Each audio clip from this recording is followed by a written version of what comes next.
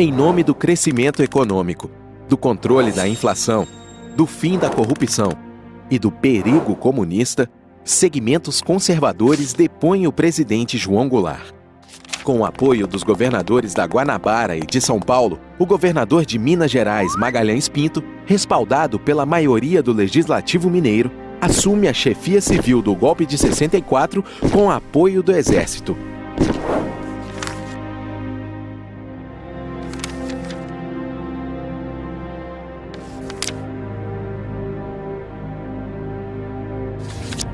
Uma junta militar assume o comando da nação, implantando um regime de exceção e arbítrio cujos principais instrumentos de controle são os atos institucionais e a violência.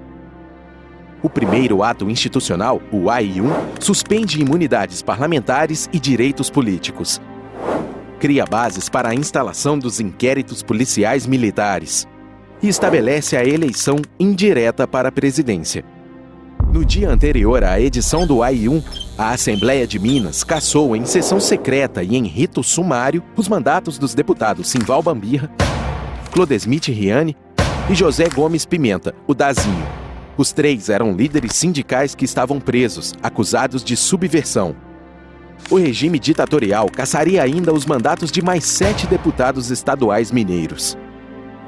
Em 1965, veio o AI-2, que estabeleceu em definitivo a eleição indireta para presidente e extinguiu os partidos políticos.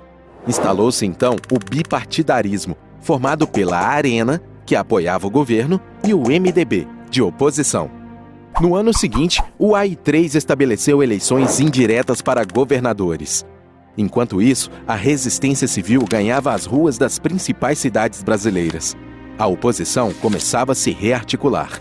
Na Assembleia Mineira, alguns deputados se solidarizaram com as manifestações.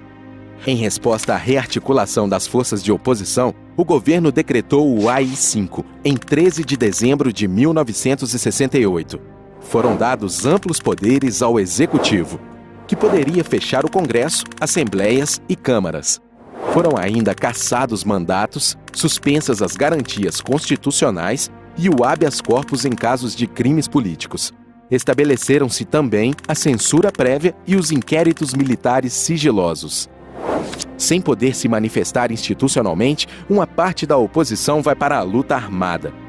O regime entra em sua fase mais sombria, com a perseguição e silenciamento das oposições. À mesma época, o país alcançou um expressivo crescimento econômico, o milagre brasileiro. Uma intensa propaganda ideológica tentou mascarar o regime de terror, lançando slogans como "Ninguém segura este país", "Brasil, ame-o ou deixe-o" e "Pra frente, Brasil". Em 1977, 2 episódios em Minas reforçam a resistência ao regime. A repressão à realização do 3º Encontro Nacional de Estudantes, em Belo Horizonte, com a prisão de 400 estudantes, e a denúncia da tortura sofrida pelo operário Jorge Defensor Vieira, que gerou a abertura de uma comissão de sindicância na Assembleia de Minas. O ano de 1978 foi marcado por novos fatos políticos.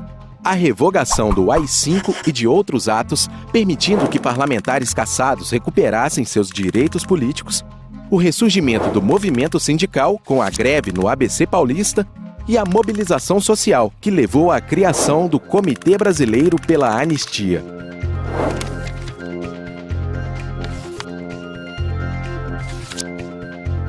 Em 1979, o presidente João Figueiredo, pressionado pela sociedade, começa a imprimir um ritmo mais acelerado à abertura política do país.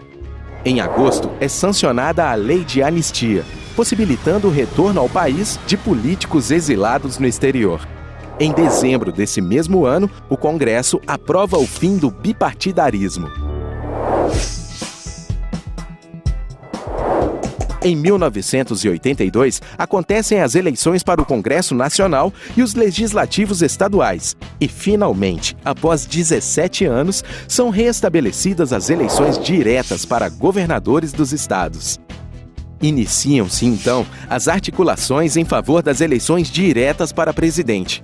Apesar da adesão de vários segmentos da sociedade e da realização de grandes comícios nas principais cidades brasileiras, a campanha pelas diretas já não alcançou seu objetivo. Com isso, as atenções se voltam para as eleições indiretas para presidente, tendo Paulo Maluf como candidato do governo e Tancredo Neves como candidato da oposição. Apesar de indiretas, as eleições geram uma grande mobilização popular, reforçada pela presença de Tancredo em diversas manifestações públicas. A vitória de Tancredo Neves marca o fim do regime militar no Brasil. No entanto, ele não toma posse devido a problemas inesperados de saúde que viriam a causar sua morte. Sarney, seu vice, assume e dá início à nova república, período de redemocratização, cujo ponto alto será a Constituição de 1988. Chamada Constituição Cidadã. Durante os trabalhos da Constituinte, a sociedade civil se mobilizou para debater assuntos de seu interesse e encaminhar propostas. A nova Constituição estabeleceu a independência dos três poderes, as eleições diretas para presidente, governadores e prefeitos, o presidencialismo como forma de governo e o voto facultativo aos analfabetos e maiores de 16 anos. Mas a sua principal característica, razão pela qual é chamada de Constituição Cidadã, foram os avanços em relação aos direitos civis e sociais, assegurando as liberdades democráticas, os direitos do trabalhador, de grupos étnicos e sexuais, das mulheres, de crianças e adolescentes. Em 1989, Minas Gerais promulga sua Constituição, também com intensa participação da sociedade. Foram encaminhadas à Assembleia cerca de 10.000 sugestões e realizadas audiências públicas regionais. A Constituição Mineira trouxe inovações que permitiram maior participação da sociedade na vida pública. Foram criados conselhos e ouvidorias e ampliados os canais de atuação junto ao parlamento, por meio de audiências públicas e da iniciativa popular no processo legislativo.